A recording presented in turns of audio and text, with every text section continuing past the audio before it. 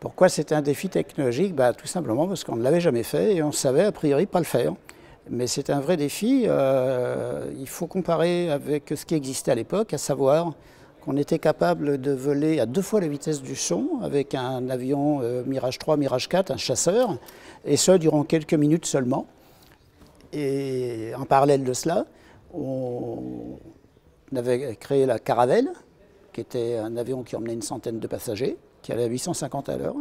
Et il a fallu fusionner les deux savoir-faire au niveau des ingénieurs, des techniciens, c'est-à-dire faire en sorte que ce qui rentrait dans une Caravelle puisse rentrer dans un Mirage. Et voilà, tout simplement, pourquoi Concorde a cette forme. C'est celle d'un avion supersonique, comme tous les avions supersoniques ont cette forme. Et voilà pourquoi il a un fuselage qui ressemble étroitement à la Caravelle. C'était vraiment l'addition de deux savoir-faire, mais D'ailleurs, c'était aussi compliqué de faire Concorde que d'aller marcher sur la Lune. La preuve en est, ce qu'ont fait l'un, c'est-à-dire nous, n'ont pas fait l'autre.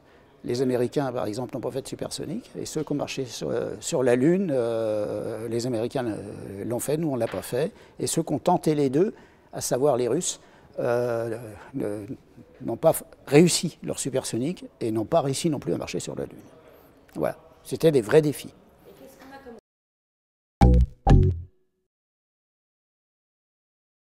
Le plus bel exemple, c'est Airbus. C'est Airbus et Ariane. Aujourd'hui, on a livré 9000 Airbus, on en a 7500 commandes et on vient de lancer la 228e Ariane. Sans Concorde, il n'y aurait pas.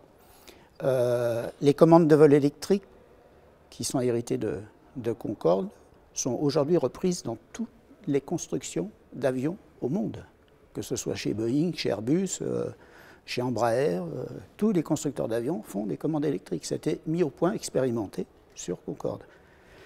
On a un grand honneur en France, c'est celui d'avoir fait le premier cœur artificiel intégral.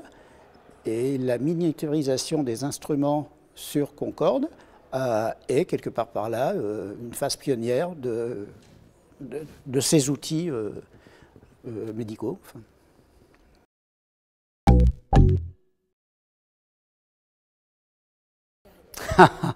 Alors là maintenant, c'est un gros avantage, c'est que ça t'apprend à bosser. Voilà. C'est ce qu'il faut dire. Et à bien comprendre comment les choses fonctionnent. Ça peut paraître étonnant, mais c'est comme ça. Et puis il n'est pas question, en maintenance, de dire « je me suis trompé, je ne l'ai pas fait exprès ». Pourquoi? Parce qu'il y a des gens, il y a des passagers, il y a des pilotes, et vous avez une très très lourde responsabilité. Vous pouvez faire une erreur, mais vous ne pouvez pas faire de faute. Une erreur peut se corriger, une faute, c'est irréparable. Voilà.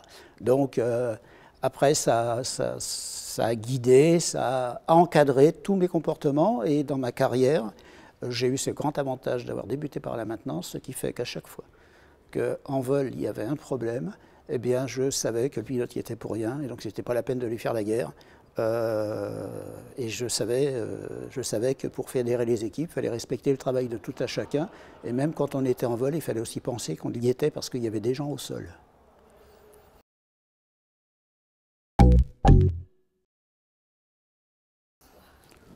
Le dépassement de soi, ça devrait être du quotidien. Le dépassement de soi, ça devrait être une cause nationale. Ça devrait être un art de vivre, de jamais se résigner. La chance que nous avons d'être en bonne santé, la chance qu'on a tous les matins de se lever, la chance d'être vivant. Nos anciens n'avaient pas nos moyens, nos anciens n'ont pas eu, je pense à ceux avec émotion qui ont fait les guerres. Nous, on n'est pas là, même si la vie est compliquée, même si on peut parler de guerre économique, il n'en est pas vrai qu'elle reste qu'économique. Elle est compliquée à vivre et pour l'instant, si on veut, elle ne fait pas de mort. Voilà, donc le dépassement de soi, pour moi, c'est un art de vivre, je me répète, et je ne peux pas imaginer qu'on se mette à l'arrêt.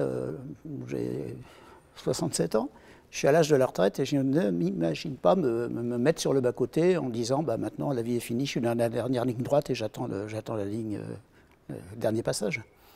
C'est pas possible.